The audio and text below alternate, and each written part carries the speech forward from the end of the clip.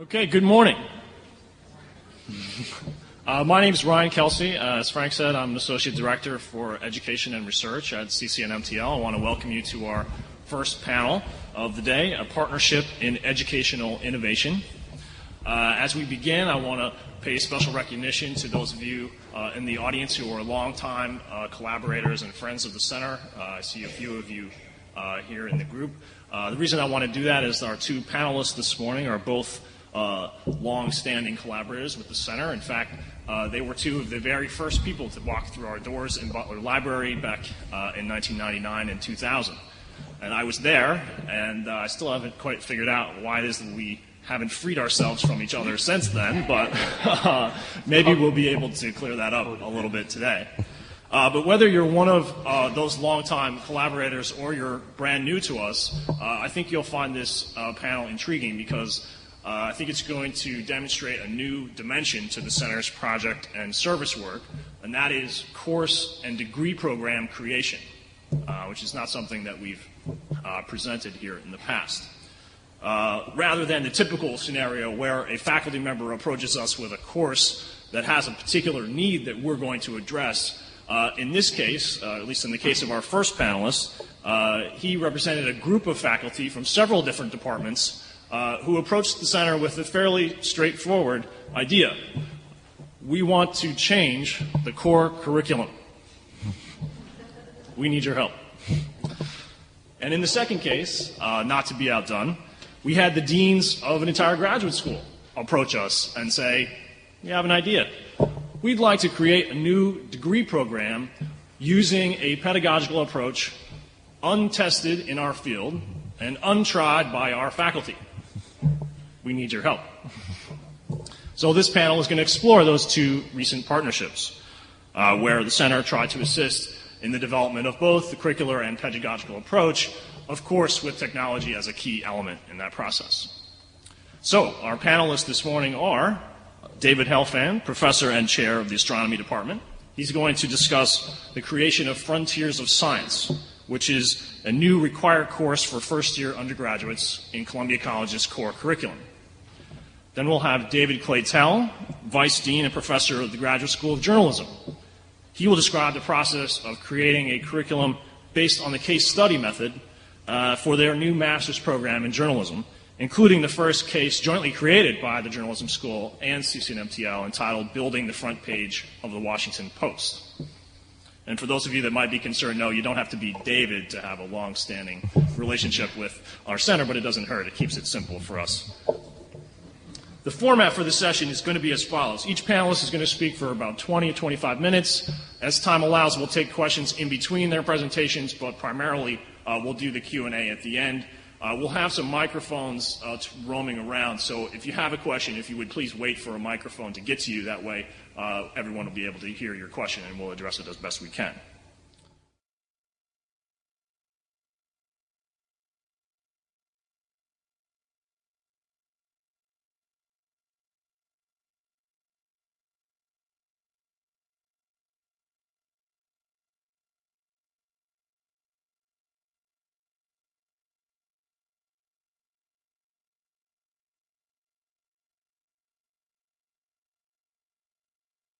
Well, as Ryan noted, I'm an astronomer, but I'm an astronomer that actually doesn't know which end of the telescope to look through. This is not wholly a consequence of technical incompetence, although there's a large dash of that in it as well. But it's a consequence of the fact that my graduate training and my subsequent 30 years of research has not been in looking at the universe through the incredibly narrow window of what we parochially call light. The temperature of the surface of the sun and the strength of gravity on the surface of the Earth has combined with 400 million years of evolution to allow us to develop something we call our eyes, which we think are really important and which provide us an enormous amount of information about the world around us and, for an astronomer, about the sky above.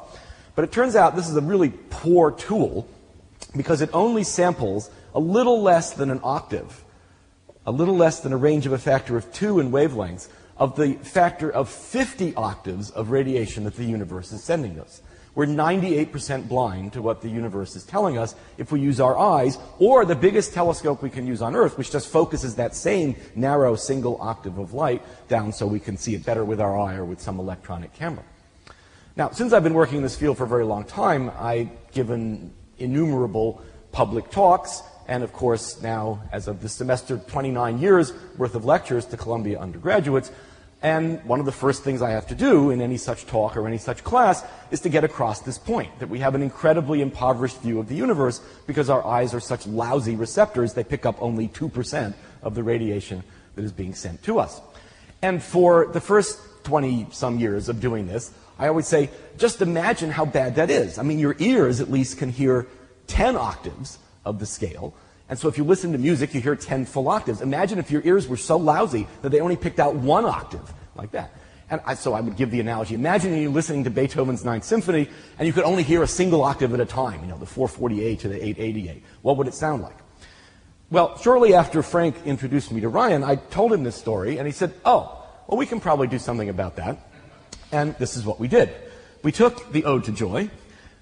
He found, within a couple of days, a clever graduate student in the electronic music school up in Prentice. We went over to the lab. We took our little CD of Beethoven's Ninth. We used the software. In an hour, we had produced this. We call it Helfand's Ninth Symphony. This is what you normally hear, from the piccolos to the basses, the entire 10 octaves. But now I'm going to put a filter on it electronically that gives you just 1 octave at a time. So all the music's still there, but I filtered it the same way your eye filters the light from space, from the 448 to the one above. Right now I'll take a different slice of the spectrum. So that's just the octave below that. You're hearing only single octave at a time. And clearly, it doesn't sound very much like the Ode to Joy. You can recognize it, but listen to this. That's 6 octaves below what you normally could hear. And then, if we jump a few octaves above, all the same music is just filtered in this clever way. It sounds like a bunch of angry crickets, right? Not like a symphony orchestra. What you actually want to hear is this, where your ear hears the full 10 octaves at once. And so you can now see how hopelessly impoverished our view of the universe is if we only use our eye. Well, it took a few hours for that 20-year-old analogy to turn into something that everybody could use. I've used this in my class ever since. A few months after we made this, I gave a plenary talk at the American Physical Society, so this was, 1,000 physicists, PhD physicists. This got a standing ovation, and I must have had 400 requests to have this so they could use it in their class to get across this idea in such a dramatic way. And subsequently, I put it on my website, and I don't know how many hundreds of thousands of people have now heard this creation that just came about from a casual conversation of someone technically incompetent with someone technically competent, mainly Ryan. As a consequence of that, finding competence in Columbia University is a very rare thing, we decided that maybe we'd try to exploit this for other bigger ideas. In 1982, as a matter of fact, which is a general measure of how long it takes things to get done here, I chaired a committee called Science in a Liberal Curriculum, which was to address the question, which I thought was rather a nagging one, that we had a core curriculum in Columbia College, every student taking the same course, reading the same book the same week, which covered history and philosophy, literature, art, and music, and, with that range of subjects, claimed to prepare intelligent citizens for life in a modern world. Well, it seemed to me something was missing there. Also, this curriculum, of course, is supposed to be the great ideas of Western civilization, and I was frequently want to point out that the only unique great idea of Western civilization, in that every culture has a literature and a music and an art, was Western science. That the core curriculum of Columbia College really had a fundamental lack in that it did not include science as part of the heart of the general education that we offer. Well, so this committee in 1982 recommended that we do something about that, and 22 years later, we actually managed to succeed. That's probably because in 1982 there wasn't any Center for New Media Teaching and Learning, and being technically incompetent, it wasn't conceivable how one would do this. In fact, there are no other universities in the country that we know of, with the exception of St. John's, where science is taught together with a group in the core of knowledge that everyone is supposed to know. Now, at St. John's, they do this in a way we didn't think we could implement here. They learn Greek so they can read the original mathematics. They learn Latin so they can read Newton's Principia. And we didn't think that was probably a good approach to science in the modern world. We wanted to do something that was a little more modern. And so we came up with this idea over 20 years or so of a course called Frontiers of Science, which would be required of all first-year students at Columbia to expose them to science at the same time they would be exposed to Plato and Homer and art and music of the West. Now, there's a major challenge in this enterprise because we are dealing, if we're teaching all Columbia undergraduates at once, first-year students, with literally, last year at least, the National Intel Science Competition winner and people who can't do arithmetic. Now, putting them in the same classroom, the same lecture, the same seminars, giving them the same reading materials is clearly a challenge. Furthermore, providing a class for 550 students at once and organizing that is also considerably a challenge. And so the center was an obvious place to turn to start developing some of these ideas. The first thing you might want to say, if you're going to teach a general science course, what are you going to use as a textbook? Well, we had two ideas for that. One is we didn't want to teach an overview of 19th century chemistry and 17th century physics, which is the way one normally starts science in college, frankly, because it's boring. And so what we wanted to do is, rather than that, go to the forefronts of science, go to the places where we don't yet know all the answers, and teach students about what the exciting research areas were today.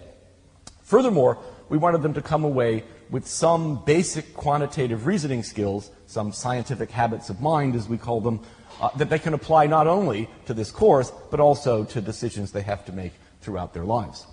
And so the first thing we did was to create a book called Scientific Habits of Mind, that would serve as sort of an underlaying of the course with all of the technical tools students would need while we were telling them about all the exciting science. I mean, if we gave them lectures on statistics, they'd all go to sleep, but it's essential to understand statistics if one is going to critically evaluate scientific papers of the kind that we give them. And so this book, rather than being on paper, is of course on the web. Ryan used something they developed earlier for art history, I guess it was, wasn't it? To develop this book online. Now, how do we use this to address this wide gap in the previous preparation of our students? We created two kinds of links. One kind of link is the link. That comes when an equation appears. Well, for most people, that equation wouldn't be too scary, but for some of our undergraduates, believe it or not, it is. So, at the end of the equation, there's a And when there's a you can go over here and go back just about as far as 8th grade, I guess, in mathematics, and get a full and thorough review of canceling units, of scientific notation, of how to range numbers in an equation. Now, many of our students, that's pretty straightforward. They know how to do that already. They're reading this book, but they come across a statement like, the eye can no longer, the width of 1/4 of a strand of hair is too small for you to see. What is it that sets the practical limit of vision for the human mind? So that's an interesting question. And so you type the Y link because you want to know more. Why is this the limit? Your vision is limited by two numbers, which at first seem completely unrelated: the temperature of the surface of the sun and the strength of gravity on the surface of the earth. And we go on to a deep story, which includes, among other things, Beethoven's Ninth Symphony as recorded by me. Okay. And so, you see, we can go back, we can go drill into much deeper and richer material for the students who is interested, and yet we have the tutorials readily available in the context of the text for the students who are not. We have chapters on a number of things: graphical representation of data, why in that table of numbers was completely opaque, but this graph led to a major discovery. So we have lots of graphics in here about how to graph things and different kinds of illustrations, teaching them, for example, that images are in fact actually graphs because they're all digital now, and how these are constructed, and they learn a lot about that. We also do probability, we do statistics. We have a book, and this book is, among other things, free to the students because it's all online, it's all self-contained, it's heavily linked, and the students have access to this both with tutorials they need if they're weak and for enriched material if they're not. Now, managing this course in general is rather a daunting task, and so we go to the CourseWorks site. Now, I'm going to use last semester's as an example. What do we provide on the site for our students? So you see we have 540 students registered for this course.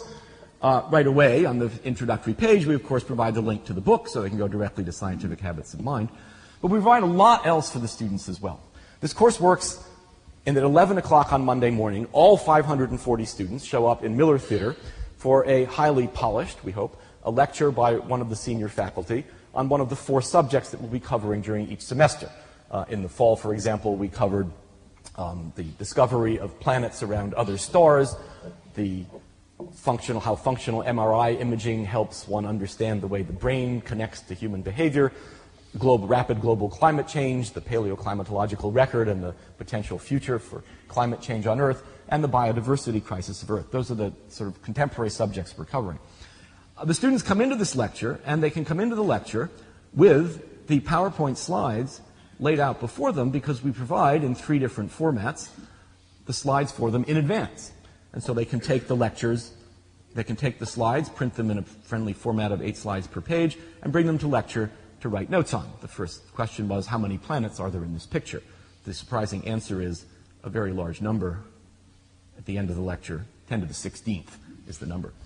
So the students have the lectures available to them for each of the classes before the class begins, so they can have the slides and take notes on them. They found that very convenient. We discovered this by actually weren't giving the lecture notes to the students, but we were printing them out for ourselves to take notes on, because one of the aspects of this course is that, of course, I have to teach neuroscience and climate change and biodiversity, as well as my field of astrophysics, and everybody else does too. So this is quite an experience for the faculty as well. In addition, everything else for the class is also done online. So, for example, we have a large number of class files. Each week, there's a class file corresponding to the subject and lecture. So, for example, the second astronomy seminar unit here has several required readings, which are instantly downloadable. Some of them are readings from Scientific American or American Scientist. Some of them are readings from Nature or Science, the real papers themselves, which we annotate with little sticky notes. Some of them are articles from the popular press, which we then sometimes compare to the original article published in a journal to see how the press is done. So the class files provide all of the reading material for the class, all of the assignments for the class, of which there's one due every week, and as a consequence, the entire class is totally free to the students. Now let me go back and show you. So the lecture has this one set of 540 students in the course, but each course, the second meeting each week is in a 20-student seminar, consistent with the core curriculum notion that teaching with faculty in small classes is the way to go. And so, in my seminar, I have information directly about the way I evaluate students and things like that. But we also, importantly, have a discussion board. And the discussion board, which I must confess I was skeptical of, turned out to be extremely valuable, because what I'll do is each week I'll post some discussion question, and then the students, by 8 a.m. of the day of the seminar, have to respond. And so, number one, I can see what they understand and what they don't. Number two, we get some pretty vigorous debates going, because some of these discussion questions are controversial, like, should we join the Kyoto Protocol because greenhouse gases are going to destroy the climate of Earth? And the students get to argue back and forth and state their positions and come to class much better prepared to have a rigorous discussion. So every week there's a discussion like that. Now, it's not just for the students that this is valuable and totally free. It's also for the faculty. Any of you who has in the past taught with a large number of other faculty in a single course, not something we do very often, sort of interestingly here. But in this case, we're talking about 10 or 12 senior faculty and 11 postdoctoral fellow lecturers. And so what we do is have a separate website inside the CourseWorks system for developing the course. And this course develops in real time every week because, in fact, science develops in real time. The lectures from last year have to be updated for this year. The problems that we set for the students, the discussion questions, the readings, all get updated. And so what we do is we have a set of class files that are accessible to all of the faculty and include, for example, the answers to the questions we set for the students. Since they're outside of our field, we don't always know them, so that's really helpful. But more important, we have this discussion board, which allows us to discuss anything from just general aspects of the course, grading policies, seminar ideas, other resources that people come across. An article in the Science Times this week referred to last week's lecture. Isn't that cool? Give it out to your students. To, under each seminar, what exactly was the weekly individual assignment, who assigned what, how it worked for them, how the discussion question worked for them, and then last but not least, developing the final exam. So here we go. the final exam questions were coordinated by one of our lecturers. He said, send me your final exam questions. The construction of this exam is a non-trivial undertaking each semester. And right here we have each person submitting interesting ideas for questions for the final exam, which we can then stitch together largely online and get together and minimize the number of meetings we have. In summary, I think it's fair to say that this course is a significant new contribution to Columbia's general education. It offers its students. It's the first example we know of a true general education course required of everyone. And we have hopes to export this rather significantly. My co-director Darcy Kelly here and I were on Science Friday on NPR a couple of weeks ago and got literally hundreds of requests for some of these materials from high school teachers, community college teachers, professors, students, random people from around the country who happen to hear us on this show. I'm sure this would be valuable for many people. But what I want to conclude by saying is that without support's the wrong word, support an active collaboration and contribution of ideas, it's very unlikely that we would have managed to produce a product like this for our students.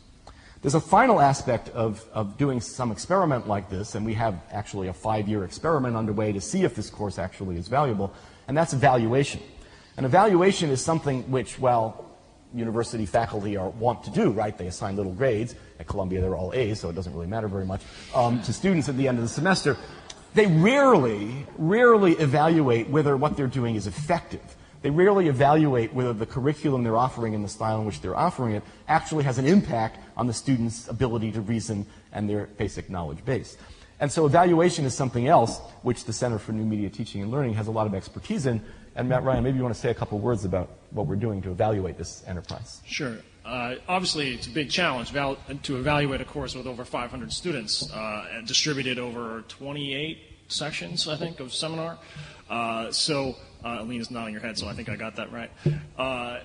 So what we've done, at least to start off with, is besides being heavily involved in the weekly faculty meetings and evaluating the postings that are here week to week and consolidating them for subsequent years, we also developed online surveys for students to fill out at the end of the term. And again, we use CourseWorks to do that. Probably the most interesting, or maybe it's puzzling, finding from the first year of doing the survey was that students rated the lectures and the seminars higher than they rated the course overall. So what else is there? To just say a little more about that, they held the lectures in pretty high regard. They held their seminar leaders in even higher regard. So we decided to address that by making the course in the second year even more seminar-centric, if you will, or more seminar-focused. So some of the changes that we implemented based on the survey were to have basically all the communication, all the assignments for the course come from the seminar leaders, so that from the student's point of view, that 20-person group and that leader is really the person that they go to as their instructor for this course, and that's the real focus of their attention. The other thing we did to address the large lecture, which is unique at Columbia, there's not another course that has this number of students all together all at once, was to break the lecture up with some question and answer during the lecture, even with that large size group, and also to require students at the end of the lecture to submit a question to their seminar leader on their way out the door. That's a nice way of linking what's going on in the lecture to the seminar, because each seminar leader has a stack of questions about that lecture in which to guide their session that they're going to hold later that week. We saw, at least this last fall, a great increase in attendance and engagement by adding that this fall. And I think we'll, again, we're still waiting for some fall evaluation results from this year to come in, but I'm confident that we're going to see even more improvement as we continue to do this. And again, this is an ongoing process. As David said, it's a 5-year project to bring this to the standard that the core curriculum has. Did I leave anything out, David? No, I just want to say another thing about the lecture questions. I don't remember if that was your idea, but it was a brilliant idea. To have the student jot down a question the lecture stimulated. The other great virtue of this is that after the lecture each Monday, we have a staff meeting to discuss what we're going to do in seminar that week. And you see all the faculty frantically reading through their lecture questions because they're not going to know the answers to some of them, and they want to ask the lecturer while they're there. In any event, to conclude, I just say that it really is inconceivable to me, having had this idea in 1982, seeing it take 20 years to come into fruition, it just wouldn't have happened without the Center for New Media Teaching and Learning and their active collaboration in this process. And so I would encourage any of you that has even an idea this big or as small as slicing up Beethoven's Ninth to contact this organization, because I think they've made an enormous difference in the ability of faculty at this university to deliver truly unique educational experiences and content for our students.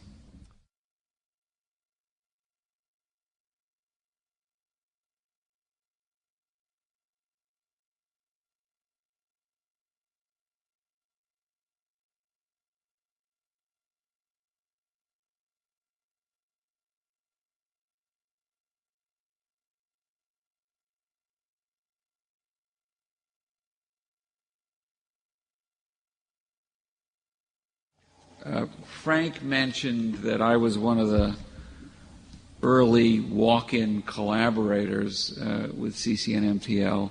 I think I was could be more properly described as one of the early nudges. My starting point is, I think, very, very different. I'm going to tell you a little bit about our school, because it's an utterly different universe than no pun intended, than the one that in which David works. And our starting point in being interested in CCNMTL cooperation and collaboration with us was actually much more heavily on the teaching side than on the student learning side. Not to say it's one or the other, but our school is it's a 1-year program. We have several different 1-year programs now, but they're pretty intensive and short. Our entire enrollment is less than half of the number of students that are in this one course, in the Frontiers of Science course. Our faculty are almost universally drawn from the profession. So it skews their approach to teaching in several important ways. One, 90% have never taught before, anywhere. They may have guest lectured, but as those of you who are in the classroom on a regular basis know, guest lecturing is like being an uncle. You know, as soon as the baby cries, you say, oh, I'm out of here. And because of the high level of experience and professional attainment we insist upon before hiring anybody, it is the second or sometimes their third career. So they enter the school. The average age of our hires is remarkably high. It's not uncommon for us to have assistant professors in their late 50s because they just arrived on the campus when they were 54 or 55 years old. We had a recent tenure case of someone who was 63. So at the same age, other units of the university may be attempting to incentivize retirement. We've got new teachers without a tradition in pedagogy, and frankly, to make it more challenging, they come from a business that is journalism, which is a very kind of top-down organization where there's a believed to be, the urban myth is there's a right answer and a wrong answer to things, and where everyone is trained in a certain mode of decision-making or expecting someone above them in the chain of command to make the decisions for them. And it's a very difficult transition for them into the classroom. And to say, you know, we want you to empower your students to think. We want you to challenge them with a range of ideas, but I almost have to beat it out of them that your role is not primarily to be the holder of all the answers. That an appropriate course is not, you know, I get up in front of a class and I throw out question after question after question, and then I provoke them into giving the wrong answers and sort of say, ha! Here are the right answers. And out they come. You know, it's a very discouraging experience for students. And I must say, for faculty, after a couple of years, it's boring. So my starting point was, how can we change the dynamic of teaching to make it less a linear process and less this sort of didactic delivery of truths from on high? And so we've tried various other approaches, some with more or less success, and CCNMTL has partnered with us on them. Our big new approach is, as Frank mentioned, the case study method, which has really never been tried in any journalism school in a formal sense. One of the other great flaws of journalism education, and perhaps education in other professional schools which don't have a strong tradition of case study method, a la the law school, or in some cases the business school, is teaching by anecdote.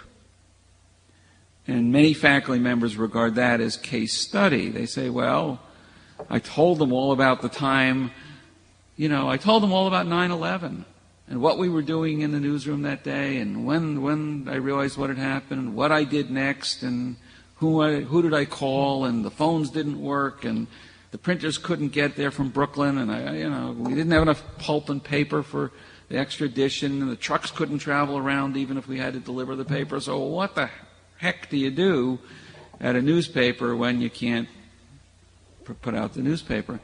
But that's teaching by anecdote, however fascinating it might be. And we're attempting, under the leadership of Nick Lemon, and with absolutely invaluable help from a young lady sitting right here, Rebecca Reich. Stand up so they get to see you. She's actually the person we've hired to help us develop these cases in a very formal way, which means, first and foremost, go out and do your research, report on it. We've spent lots of time, she has particularly, visiting the people involved in the cases, visiting their workplaces, observing, taking notes, taking video. Ryan and a crew went with her to the Washington Post to begin work on this very first project. This is also quite different than David's project in that it's very much in the beta stage. It has not been used in a classroom.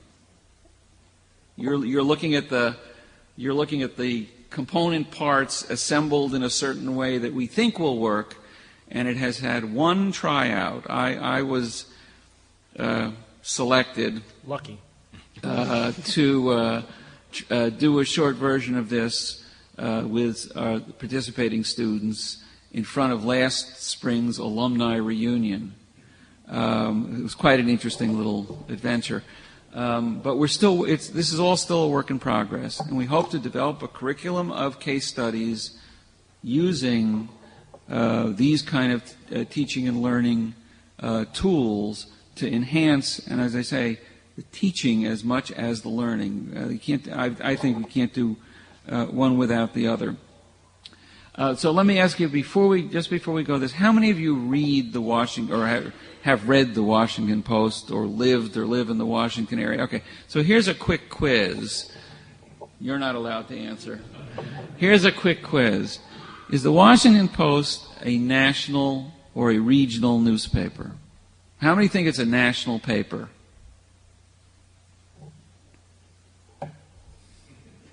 Okay. And of those of you who believe it's a regional paper, how many of you have lived or had some kind of family connection to the Washington, Virginia, Maryland area? Okay. Well, our first presumption, and the presumption of most New Yorkers, in fact, most people outside of Washington, is it's a national paper. It, after all, covers the government of the United States, and that's what we know it for. And the first thing we learned when we went down to begin interviewing everyone from literally the top editor of the paper down to subsection assistant sports editor and various other folks, they insisted without exception, we are a local and regional paper. The New York Times is a national paper. Len Downey said to me, not the Post, we're a local paper. Don Graham, the former publisher, and his family controls the paper, regional paper. We serve a local audience. It just so happens that the major business in our local town is the government of the United States. But, in theory, if it had been IBM, we'd be all over IBM. So we're in a different business than the New York Times, which was in itself a starting point for all of us to ask questions about, okay, if that's their presumption, how does the paper reflect what they see as their mission?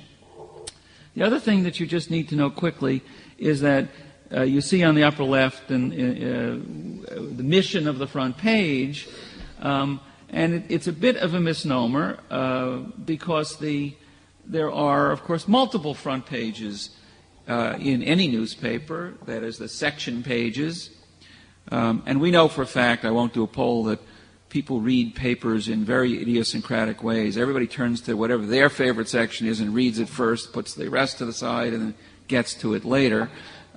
So the front page of your section, by interest, is really important. And then, of course, the Post has regionalized editions. They have editions in Virginia, in the wealthy Virginia suburbs, and then a little bit further out. A metro edition for the District of Columbia itself, which is different in a very significant ways, not only because the demographics of their readership are very different in the district than they are in Virginia or Maryland. Here's the metro section. But also we discovered the way people buy the paper is very different. In the suburbs, people get a subscription. It comes to their doorstep. The city, people buy it from newsstands. And again, we could just test this on Broadway. It's easiest to understand in the magazine business. You walk by a newsstand, you see a stack of whatever your magazine is, and that cover is what's supposed to sell the magazine. The decision to pick it up and buy it is based on that cover and the photography and the layout and the design. So for a large part of their readership, the decision about what goes on the front page is not just an editorial decision, but a crucial commercial decision. Will you buy that paper? And you'll see as we go through this example some interesting confluence and, in a couple of cases, collisions of those two things. So we've tried to replicate a day at the Washington Post. So it begins something like this. First thing in the morning at about 7 o'clock, the senior editors arrive. They get a briefing from something called the 24-hour news desk, which is what it sounds to be. These are the people that work all night gathering information. They kind of brief the editors and say, well, this happened overnight, or these are the most interesting things we think will happen today. So the editors can start to think how they assign reporters.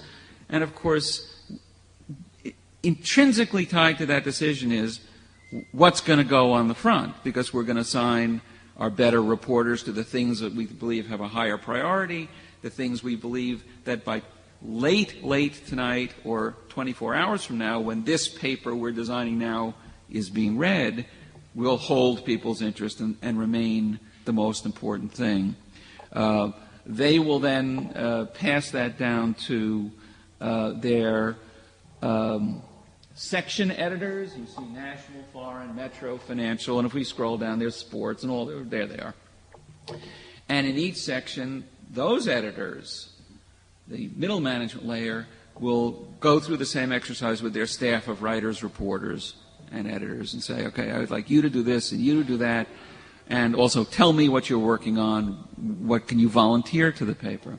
Oddly enough, at the Washington Post, at 3 o'clock in the afternoon, they ring a bell, just like we did here this morning, to call the editors back together into the conference room for an update on how was everything panned out from what we thought would happen in the course of the day.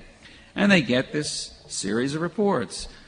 We're doing well on this story. This other one is dead in the water. Or we're going to have to hold it for another day. It's not going to be ready. Or the person we thought was going to be the key source isn't available.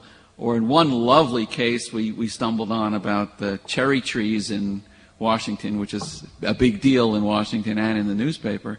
A wonderful, it turned out to be an obituary profile about the lady that there's some famous weatherman in Washington who, as part of his job, goes on the air and predicts the exact day of peak beauty for the blossoms. So all the tourists and everybody at the front page every year. And people take this seriously. It's more serious than Groundhog Day, and that's about as serious as it gets. And they stumbled on the story that actually he didn't make that prediction at all. There was some nice little old lady in an obscure bureaucracy in the horticultural department, something like that. And he would just call her up and say, Mrs. Smith, what do you think? And she'd give him the information, and nobody had ever heard of her, and she had died. And in her obituary, so first of all, he was bereft of this crucial information, as were the people of the district. But it turned out her story was a much more interesting one than his. And they stumbled on this, so it threw everything into a tizzy. So anyway, that's generally how they do it. So we're going to now fast forward to 3 o'clock in the afternoon when they develop something called the budget. The budget is sort of the top-ranking stories that come up from each section. And at this 3 o'clock meeting, the editors now come back and try and convince, the section editors try and convince the bosses, this is what I think, what our people think should go on the front. And of course, it's a competition among sections because people's careers rise and fall to some extent on this. So let's see what some of our options are for front page. The National Desk brings forward, well, Hamid Karzai, the Afghan president, was in Washington, and they have photos of him with various American leaders, with the President of the United States, that's Bush and Karzai walking into the White House. So it's not only a big international story in a time of war, but it has photo support. And in Washington, pictures of the President, whomever he or perhaps she may be, are an automatic seller. This is a big deal. So this was one that got a lot of push. So every time we get to a point in the discussion in this meeting, and the student wants to know, okay, who are the people that are making the decision? What's their background? How much do they know about the particular kind of story that's under review? And so here's a short bio of Len Downey, who runs the meeting, at least 3 of the 5 weekdays every week. And we have similar profiles of lots of other senior editors. And so here's the Karzai Bush story, which most people are going to think is pretty important. Here's the top story coming up from Metro. It's an important school story. School stories, as any parent in the room can tell you, are important because they affect everybody's kids, they affect your taxes, they hold communities together or break them apart. So almost anything about schools. And this was a very hot story about how lousy the school system is in the district, and there was a funding issue in one of the big Maryland suburbs, and it had been going on for a while, and people are angry, and you can see the quote at the end, it's somebody saying, and the second thing is like, God, it's 60 to 70,000 kids who have essentially been leaderless for a year or so. This is a hot-button issue in New York or Washington or Seattle or any place else. So they really wanted to run with this. One of the downsides of this story, at least from a decision-making question, was there were evening events around it. That is, angry public meetings with the school board, and there was going to be one. So not quite sure what was going to... This hadn't played out yet. This story was still very much in action. The sports offered a very interesting set of decisions because... show them the pictures, Ryan. This is the National Basketball Association finals from last year, which involved the Detroit Pistons and the Los Angeles, a well-deserved thrashing of the heinous Los Angeles Lakers. He said non-judgmentally. Now here was the question that kept resonating through the paper. Why would this go on the front page? An awful lot of people don't care about professional basketball, and from a local perspective, this is no Washington team or even a Baltimore team is involved. This is Detroit and Los Angeles. It's in another time zone. It's, so when we went and asked, Rebecca and I and some students went to meet with the assistant sports editor, a fellow named Vita. We said, what's the deal? Why would this get pushed so hard? He said, well, we had graphics, we had art, and secondly, there's a sub-story that only locals would know, that is a lot of the best players on the Detroit Pistons who are winning this championship formerly played for the Washington team and were traded away. So this was regarded as a gigantic faux pas by the local management, and that gave it a local angle, they thought, even though the teams themselves were not. So it had art, it had a local angle, and this is action photography. If you click on those couple, I mean, this is good stuff. And unlike many of the typical stories they get of, Bush walking Karzai into the White House, which is a standard trope in Washington. You could just take out Karzai and put in Karl Rove. These pictures can be cropped many different ways. They can be shaped. They can be, you can do a lot with this stuff. Okay, so there were some others, but these were the major contenders for the front. And what Ryan and his crew were able to do for us was to build this matrix of a front page of the Washington Post.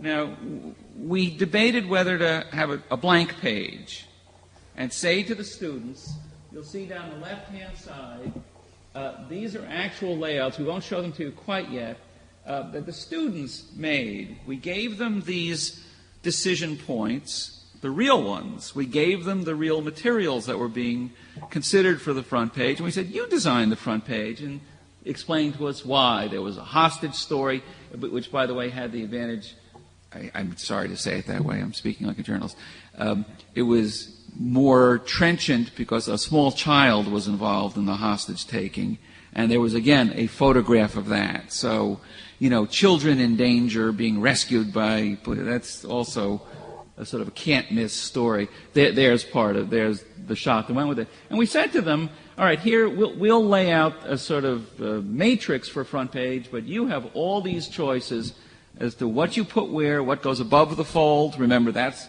the front of what's above the fold is what you see on a stack of papers. That's the selling part of the paper. And let us, we'll design your own, and we'll talk about it. So let's put up a couple of the student works. Here, of course, we don't fill in the full text of all the articles because you wouldn't be able to read it, and as long as we know what story they chose. So this student, Kimberly, chose to put the basketball story on top, and you can see the very small space she gave to the presidents of the United States and Afghanistan in the left as compared to an out-of-town basketball game. And then there's hostage, and then there's a story out of the Mideast. And there was wildfire. There were western wildfires in the United States, New Mexico, Arizona. They had wildfires, and they had a kind of a policy story about, had the United States now skimped on firefighting resources, and why was so much of the public's land burning, and what we're going to do about it. Not a local story, more of a sort of a wonky story, but she put that down there. So that's her layout. Here is Omar's layout, and the president and Karzai replaced the basketball game, although the basketball game is still on page 1. But notice some other stuff has disappeared entirely, and if you look carefully at the space that's given, the amount of room that's given to these various things, they change quite a lot. You just run through them. This student chose a very highly graphical front page with proportionally less text. So that's a question we had to ask. Here's Ralph Nader, bless his heart. He made the front page. the debate about this story was they had done several Nader stories in the recent weeks. We had given them a look at the front pages of the Washington Post from the preceding days. The real day we used was June 16. And, of course, this had just preceded it. Reagan died, and basically for a week that ran as the front of the page, right? Because the funeral was, one of the funerals was in Washington, and, you know, as a consequence, they had all this pent-up work they had done that couldn't get into the paper or couldn't get onto the front page. And they were holding all these stories, the wildfire story. And the question about Nader was, Nader had been on the front page a couple times in recent months. The issue was, had he been the spoil sport who ruined Al Gore's chances to get elected? And they were saying, have we done enough Nader? Is there another justification for putting Nader on the front page yet again? Well, so one of 6 students said, yes, let's get Nader on that front page again. Okay, so this gives you a pretty good look at the tool.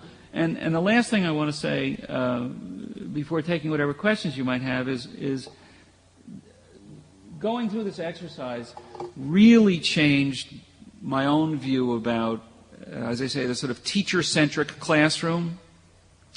And we are now trying, and so far at least, meeting really enthusiastic responses from the Graduate School of Journalism faculty to try this method of teaching. This won't be our default method. It won't be the only method, but sort of getting the teacher to back out a little bit and say, let's do some collaborative thinking, and you come up with some of the answers, and I'll guide you through the processes rather than let me tell you the answers, has been a real revelation for me as a teacher, and we hope it will spread to the rest of the faculty.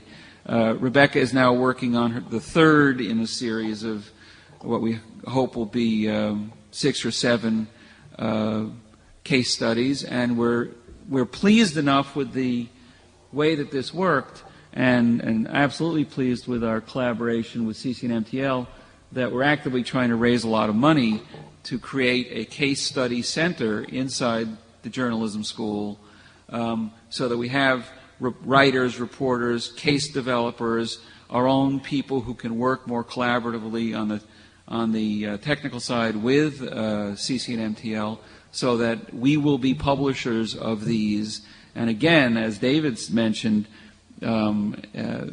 we think that there's a market for this outside of Columbia, because in our field at least, most people tend to look to us as the leading school, and nobody else has ever tried formal case study at all, much less case study in this kind of enriched environment and this participatory environment. So that's what we're up to. Thank you very much. Happy to take questions.